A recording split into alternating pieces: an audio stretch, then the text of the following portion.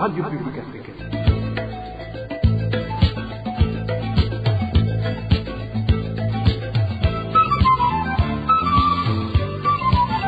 Radio Publique Africaine.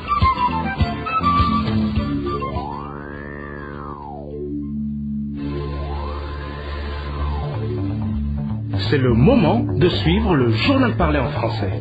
À la présentation, Émile Nivasumbo. Nous sommes le 4 août 2022. Au sommaire de cette édition, la justice burundaise devrait suivre de près les propos incendiaires du secrétaire général du parti CNDD-FDD. Selon Frédéric Bamboguignonvira, l'ancien vice-président de la République va réagir sur la récente sortie médiatique de Révérien Ndikurio. Au cours de cette édition, nous allons également parler du dossier Kira Hospital. Le juriste Yves Runyagu estime qu'il y a eu une violation flagrante de la loi dans ce dossier qui présente des zones d'ombre. Et nous vous parlerons aussi du prix de la viande qui n'est pas respecté dans la ville de Bujumbura. Voilà pour les titres. Le développement, c'est tout de suite. Gouvernance pour commencer. Interpetrol semble perdre progressivement la main dans le commerce du carburant au Burundi. Les relations entre cette société et le régime CNDD-FDD sont depuis des années caractérisées par des pratiques de corruption et de détournement hostiles à l'intérêt général selon plusieurs sources officielles. Avec l'arrivée de la nouvelle société Prestige, Interpetrol risque de se retrouver hors jeu. Le point avec Josiane Mouzanez. La société Interpetrol avait presque le dernier mot dans la fixation des prix du carburant. Ce sont des propos d'un haut gradé dans l'administration d'Aïchimiye pour expliquer l'influence et le diktat de la société Interpetrol dans le secteur pétrolier burundais.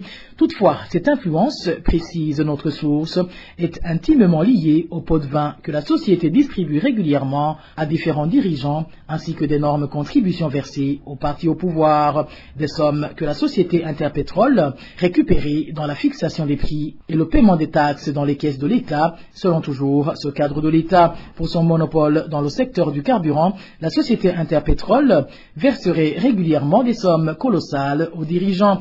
Actuellement, l'arrivée de la société Prestige aurait réduit la marge de manœuvre de la société Interpetrol et utiliserait les dépôts de la société Interpetrol en plus de la vente sur le marché congolais des produits pétroliers achetés chez Interpetrol. Par ailleurs, révèle notre source, la société Prestige serait sur le point de s'approprier certains dépôts de la société Interpetrol. N'ayant plus la capacité de continuer à verser la même enveloppe des pots de vin, Interpetrol aurait demandé aux dirigeants d'envisager une autre hausse des prix du carburant, une série de chicaneries qui, selon notre source, serait à la base de cette crise du carburant au Burundi. Toujours en page gouvernance, certains faits démontrent une violation flagrante de la loi dans le dossier de l'hôpital Kira. Interprétation de maître Yves Runyagu, spécialiste en droit des affaires. Ce juriste trouve que ce dossier cache pas mal de zones d'ombre. D'abord, tout le monde est en train de constater que l'actionnaire majoritaire,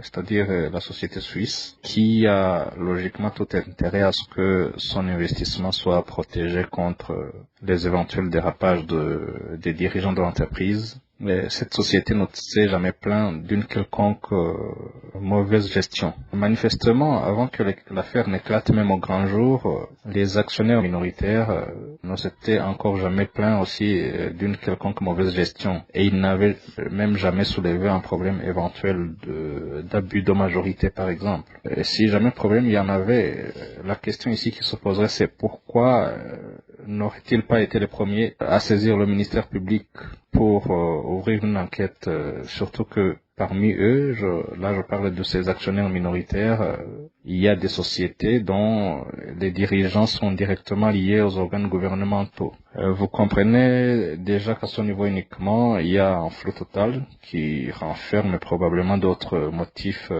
qui seraient inavoués. Ensuite, il faut voir aussi l'implication du service national de renseignement dans un dossier apparemment qui est privé, puisqu'il s'agit d'une affaire de gestion d'une société commerciale. Concernant l'histoire des communications qui auraient été requises par Charles Ndagijimana. Ce que je peux dire, c'est que ici, il faut d'abord comprendre que dans son entendement, l'actionnaire majoritaire doit ne pas reconnaître la légitimité même de monsieur Charles Ndagijimana, d'autant plus qu'il n'a pas été associé dans le processus de sa nomination. Ceci peut évidemment très bien se comprendre puisque manifestement il y a eu violation totale et flagrante du Code des sociétés privées et à participation publique, surtout en ce qui concerne la nomination des dirigeants. Maître Yves Runyagu ajoute que ce qui s'est déjà passé au sein de l'hôpital Kira ternit l'image du pays sur la scène internationale. Il paraît très difficile de comprendre comment, au XXIe siècle,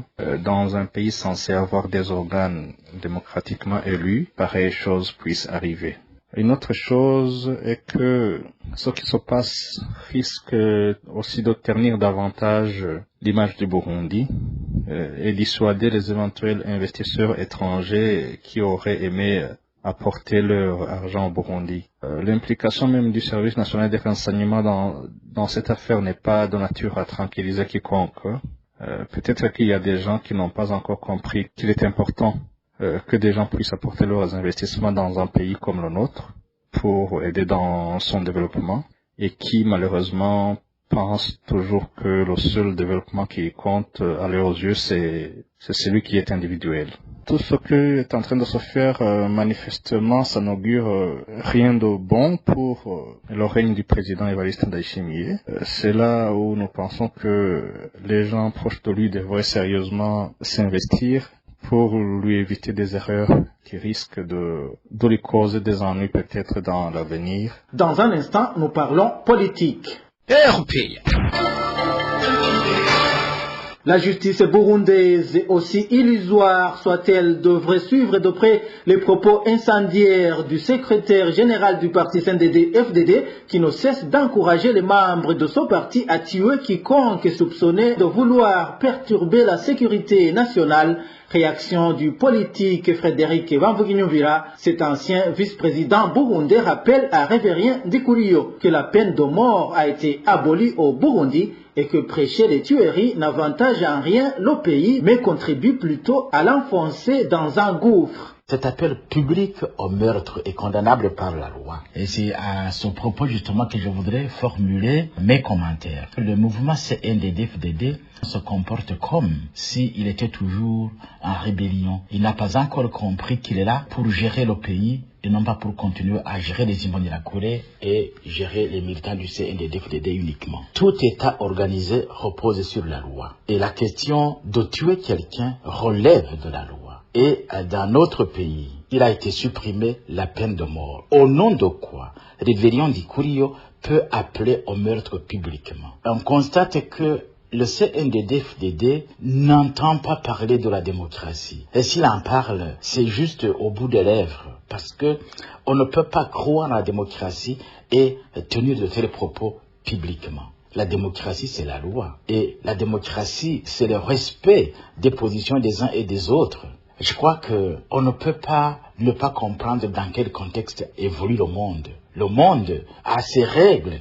Et on ne peut pas aujourd'hui comprendre qu'il y ait quelqu'un qui puisse prononcer un tel discours au XXIe siècle. C'est insaisissable. Et enfin, je considère que ce qui est en train d'être fait devrait plutôt attirer la justice. Même si on dit que la justice n'existe pas, il faut constituer le dossier. Il faut qu'il y ait des gens quand même qui recensent tous ces éléments. Parce que si la justice n'est pas aujourd'hui, demain elle pourra avoir lieu et on devra absolument interpréter ce genre de propos. On ne retuera pas, mais qu'on interprète ce genre de propos. L'appel au meurtre est condamnable. Les crimes dont l'enseignant Nakis Buchumi est accusé d'avoir commis à l'encontre de son élève de l'école fondamentale Gitwe en commune Kayogoro, province Makamba, sont des crimes très graves que la justice de Makamba ne devrait pas prendre à la légère. Réaction d'un défenseur des droits à l'éducation. Eulalie Niwizi demande à la justice de ne pas relaxer cet enseignant étant donné qu'il existe des lois qui punissent les violeurs des enfants mineurs, surtout si le coupable est un enseignant. Suivez plutôt Eulalie Niwizi, défenseur des droits des enfants à l'éducation au Burundi. Le professeur Buchumi Nakis de l'école fondamentale Gitwa, qui est détenu pour avoir tenté de tuer une de ses élèves mineure de 16 ans qui est prise en otage sexuel pour cacher la grossesse causée par ce professeur. Ça nous a non seulement déplu, c'est une horreur pour les parents, pour les éducateurs, mais aussi pour les élèves de cette école fondamentale d'Ogitwa. Nous sommes alertés parce que ce professeur Uchuminakis ne devrait pas du tout bénéficier d'une liberté quelconque. À part qu'il a osé violer son élève, sur qui il a un pouvoir d'éducateur, mais aussi il a violé l'éthique professionnelle et surtout il a pris cet enfant en esclavage sexuel, mais encore plus grave, il a tenté de tuer cette fille-là pour cacher les preuves. À mon avis, ça c'est un crime qui ne mérite pas d'être négligé comme la justice burundaise en a l'habitude. Je voudrais alerter le parquet, le procureur à Makamba, que les accusations qui sont portées contre Buchumi sont des accusations graves, qui ne peuvent pas être passées sous silence sous prétexte que M. Buchumi bénéficie d'un soutien politique quelconque. Et c'est pourquoi je lance un appel au parquet de Makamba pour que M.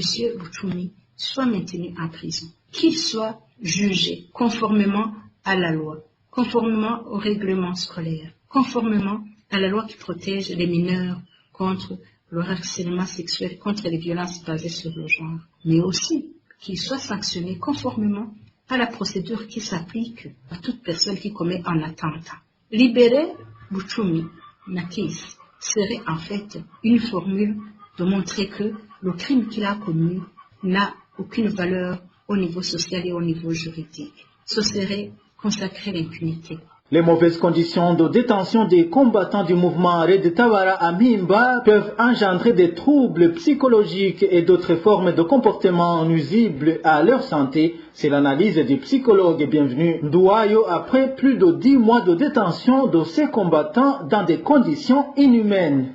Partant de cette information qui parle des conditions carcérales dans lesquelles se trouvent ces personnes, de telles conditions doivent engendrer des difficultés psychologiques ou peuvent accroître la surpopulation, la promiscuité, une situation qui n'a même pas de limitation, ni dans le temps ni dans l'espace. Ceci pourra engendrer plusieurs formes de comportement, comme la violence, l'obligation de rendre des services, la prise de drogue, l'homosexualité, des mauvaises relations entre certains membres de cette cellule, et tout cela pourra aggraver la situation jusqu'à ce que cela puisse en découler du stress, de l'anxiété, de l'agitation, de la dépression, des délires suicidaires. Dans ces conditions de vie, il peut y avoir aussi des maladies transmissibles, des pathologies dermatologiques, traumatiques, comme la personne se voit être à la merci de tous ces parasites. Il peut se développer à lui un comportement autodestructeur, des troubles de la santé mentale, une vulnérabilité psychique en général. Bref, une personne dans ces conditions est détruite progressivement dans son ensemble. Même à la sortie de la prison, sa santé mentale aura une affection qui nécessitera une rééducation plus longue. Voilà, c'est le psychologue Bienvenu Ndouayo. Dans un instant, nous abordons la page société. Hier, les prix de la viande ont été respectés dans différentes provinces, excepté la ville de Bujumbura. Les consommateurs de la viande à Bujumbura réclament le respect de ces prix. Plus de détails avec Emmanuel Niungeko. À Mukoni, au chef-lieu de la province Muyinga, on a abattu 12 vaches. 1 kilo de rôti coûtait 10 000 francs burundais, le kilo de carbonade de 8 000 francs, tandis que le kilo de boyo coûtait 6 000 francs. Les habitants du chef-lieu de la province Muyinga affirment que le prix officiel a été respecté. C'était la même chose au marché de Viegwa, sur la colline Maruri, en commune Gashikanwa de la province d'Ongozi. Sur place, 8 vaches et 3 chèvres ont été abattues. Somme les crédits au chef-lieu de la province d'Ongozi, l'ambiance est été de mise parce qu'une brochette de rôti coûtait 1000 francs dans les bistrots. Les prix officiels de la viande ont été également respectés dans la province de Rumonge. L'exception a été celle de la mairie de Bujumbura. Les prix de la viande étaient exorbitants. Un habitant de Bwiza indique que les consommateurs étaient nombreux alors qu'on a abattu très peu de bêtes. En zone de Bwiza, le prix de la viande de Muchopo était aussi exorbitant. Oui, c'est vrai. Hier, peu de viande était disponible au marché d'Isioni. 1 kilo de rôti coûtait 20 000 francs, alors qu'il coûtait 12 000 francs burundais. La viande n'a été disponible que durant 30 minutes. Par exemple, à la 2e avenue de la zone Giza, un plat spécial de la viande dit Muchopo coûtait 13 000 francs burundais, alors qu'avant, il coûtait 10 000 francs burundais. Un plat simple de Muchopo s'achetait à 10 000 francs, alors qu'il coûtait 8 000 francs burundais auparavant. À l'abattoir de Kamenge, on a abattu 12 vaches. 1 kilo de la viande de vache coûtait 20 000 francs, alors qu'il coûtait 12 000 francs d'Aroton. Les habitants de la ville de Bujumbura demandent de revoir à la baisse les prix de la viande, puisqu'ils sont dans une extrême pauvreté. L'activité d'abattage des ruminants a repris ce mercredi depuis l'apparition de la fièvre de la vallée du Rift. Cette activité va reprendre ce mercredi dans les provinces de Bubanza et Kayanza. Toujours en page société, la pénurie des produits Brarudi persiste en province Ruyigi. Les habitants de cette province indiquent que le peu de boissons disponibles est raflé par certains administratifs. Ces habitants demandent aux autorités de se ressaisir et de partager équitablement ces boissons à des prix abordables. Le point avec Marie-Ange et la cause. Les prix des produits Brarudi augmentent du jour au lendemain dans la province de Ruyigi.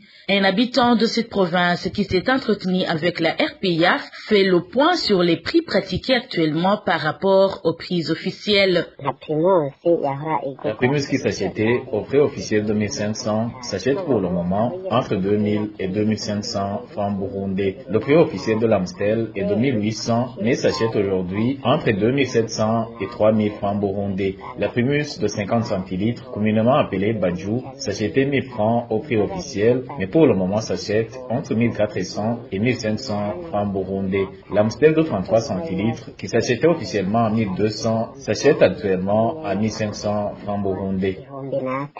En plus de la pénurie qui s'observe, s'ajoutent certains administratifs qui s'accaparent de peu de boissons disponibles. La population pointe du doigt le chef de la zone de Rusengo.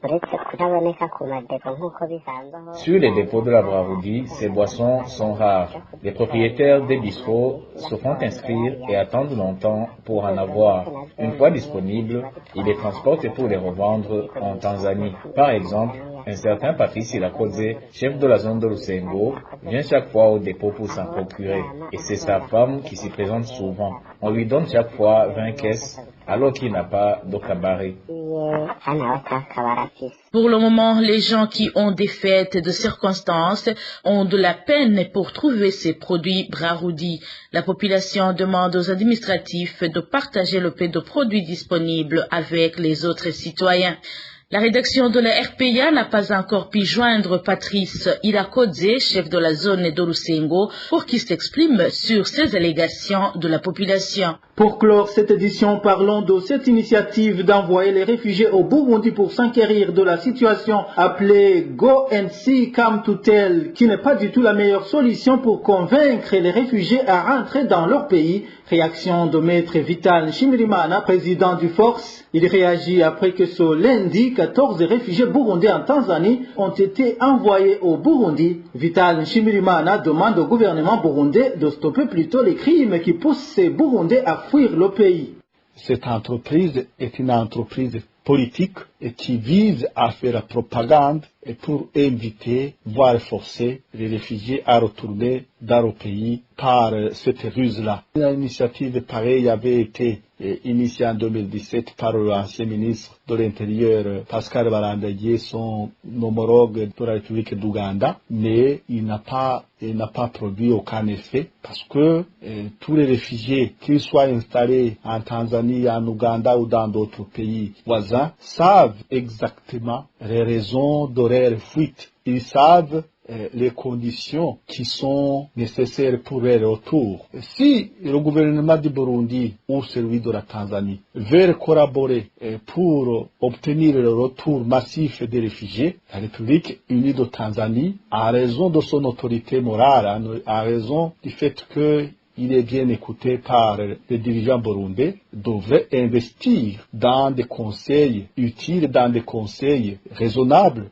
pour demander ou exiger aux autorités burundaises de cesser la violence qui vise beaucoup de Burundais. Il devrait également demander à l'État du Burundi de dissoudre la milice Imbonerakure qui sème la terreur sur l'ensemble des territoires burundais, même aussi dans la région. Il devrait également demander à ce que les droits humains soient respectés. C'est sous cette condition que certains réfugiés pourraient évaluer ces conditions et décider de retourner dans leur mère patrie. Faute de quoi, plus de 350 000 réfugiés burundais restent dans leur pays d'asile. En rapport avec ces réfugiés burundais qui ont été envoyés au Burundi selon le droit international des réfugiés, ils sont considérés comme des rapatriés, souligne Vital Nshimirimana. Le droit international des réfugiés est vieux de 71 ans. Ça veut dire que ce droit a eu le temps de s'enraciner, a eu le temps de faire preuve de son efficacité, a eu le temps d'être connu, d'être divulgué à travers le monde. Donc ce n'est pas la volonté d'un parti politique, d'un régime ou d'un groupe de gens ou une collaboration entre 2 ou 3 États qui peuvent en modifier la signification, la teneur et la portée. Donc ce que nous savons, c'est que il y a des critères bien précis de par le droit international des réfugiés, que ce soit la Convention des Nations Unies ou la Convention de l'Unité africaine qui traite de ce même cas. Et ces deux instruments déterminent clairement des critères bien précis pour décider du statut, de la reconnaissance du statut de réfugié. Et ça veut dire que quiconque franchit la frontière du territoire national et s'installe sur un territoire d'un autre État par crainte fondée d'être persécuté, pour des raisons politiques, pour des raisons religieuses, de race ou ethniques, est considéré comme réfugié. Quiconque décide de retourner sur le territoire de l'État qu'il a fui cesse d'être reconnu comme réfugié. Il y a cessation du statut de réfugié dès que la personne concernée décide de revenir, de retourner dans l'état qu'il a fui, dont il allègue la persécution. Et ceci veut dire que une dizaine de personnes, 2, 3, 4 ou même plus, qui décident de participer à une entreprise pareille dans ce qu'on a appelé Goensi Kamenter, et celui-là n'est plus réfugié au sens du droit international des réfugiés, mais aussi n'est plus réfugié au sens du droit de la République unie de Tanzanie. Celui-là devient ipso facto un fonctionnaire ou un agent collaborateur de l'État de la République unie de Tanzanie ou du gouvernement du Burundi. Donc, les réfugiés burundais ne devraient pas se plaindre comme quoi ils n'ont pas été consultés ou qu'il y a ceux qui ont été désignés alors que ces réfugiés devraient participer dans la désignation des personnes à envoyer au Burundi, parce que cette initiative va à l'encontre même du statut de réfugié. S'exprimant à la Voix d'Amérique, Nestor Bimenyimana, chargé du rapatriement des réfugiés au sein du ministère de l'Intérieur et de la Sécurité publique au Burundi, a dit qu'ils ont entrepris cette initiative parce qu'ils ont constaté que les réfugiés burundais en Tanzanie ne répondaient pas massivement à l'appel de rapatriement. Il a également fait savoir que le nombre de rapatriés a sensiblement baissé car ils avaient 1400 rapatriés par semaine, mais actuellement qu'ils ont enregistré moins de 100 rapatriés par semaine. Cette opération Go-NC Kamtutel a été initiée par les gouvernements burundais et tanzaniens en connivence avec le Haut Commissariat des Nations Unies pour les réfugiés. Voilà, c'est par ici que nous mettons un point final au journal du 4 août 2022. Merci à vous tous qui nous avez suivis. Émile Niwasumba, j'étais à la présentation. Au revoir.